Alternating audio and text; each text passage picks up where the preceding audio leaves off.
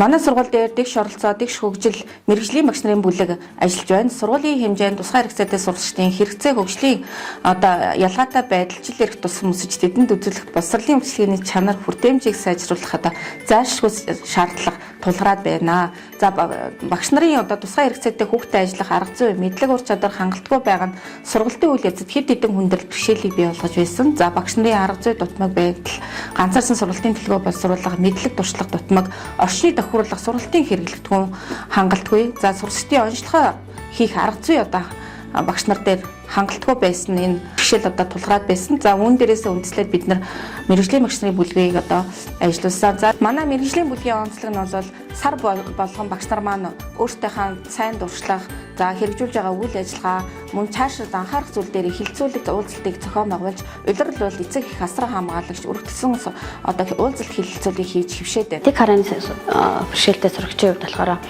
сургуульд орохдоо орон зайн баримжаас бол гарын жижиг булчин хөгжөөгүй, тэмдэрх мэдрэмж нь хөгжөөгүй юм сурагч байсан бол мэрэгжлийн бүлгээрээ хамтран ажилласнаар тус сурагчид тусгаалan хэрэглэхгүй боловсруулахаас гадна за сургуулийн тохируулах орчныг хийж ажиллаж байгаа. Ингэснээр сурагч маань гарын жижиг булчин хөгжиж, тэмдэрх мэдрэмж нь хөгжсөн. За битүүдийг тоолж таньж сурсан байгаа. За мөн сургуулийн орчинд бие дааж явж сурсан байгаа. Энэ нь болохоор мэрэгжлийн бүлгийн хамтарч ажилласны үр дүн гэж ойлгож байгаа. 2021-ээс 2025 оны хичээлийн жилд манай ангид F81.4 гэсэн онцтой суралцагч байсан.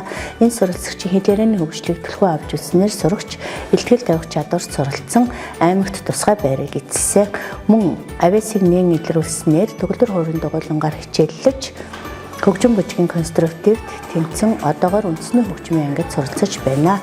Энэ нь сургууль болон анги хамт олонны амжилтыг мэрэгжлийн хөгжлийн бүлгээрээ ахиулж байгаагийн нэг илрэл юм аа. Хүүхд маань анх өөрийгөө илэрхийлэх чадварс бол булчин гарын хөдөлгөөн булчинс бол тэгээ хөдөлгөөний эвсэл муутай юм байсан. Тэгээ ганцаарсан сургалтын төлөвийг хичээлсний дараа бол өөрийгөө илэрхийлэх чадвар сайжирсан.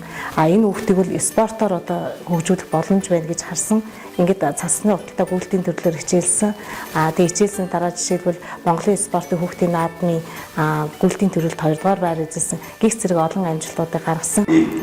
Манай ангид аутизм F84 хэл ярианы хавсарсан бэрхшээлтэй хүүхэд байдаг. 2022 онд анх ярьдаггүй хэл яриа цөөн нийгэмшиг хүүхэд орж ирсэн бол ганцаарсан сургалтын төлөвлөгөөгөөр тасралтгүй 4 жил ажилласнараа хүүхэд маань анги хамт олондоо нийгэмшээд хэл ярианыхын чадвар харьцангуй дэвшилсэн байгаа. За хүүхдийн зурах хөгжим сонсох авиасыг хөгжүүлж хүүхэд маань 4 хаяа тоглож сургуулийнхаа хүүхэд бүхэн авиастаа урлагийн наадамд гоцлол хөгжмөр тэргүүлсэн байгаа.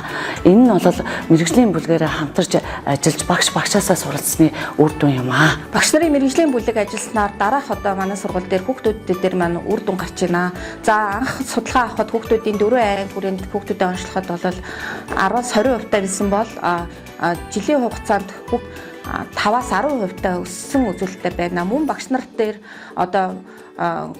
бие биесээ суралцах, багш нарын хоорондоо зөвлөгөө өгөх, санал солилцох, харилцан дэмжих тогтолцоо бий болсон. Тусгай хэрэгцээтэй сурагчдын ажиллахдаа тулгардаг хүндрэл шийдлийг хамтран хилцдэг болсон. Бүр богино болон урт хугацааны төлөвлөлтийг суралцагчдын хэрэглээ хөгжлийн түвшинд суйрлан боловсруулдаг болсон. Сургалт хүмүүжлийн ажлыг зорилго илүү тодорхой хэмжигдэхүйч болж хэрэгжилтэнд сайжирсан.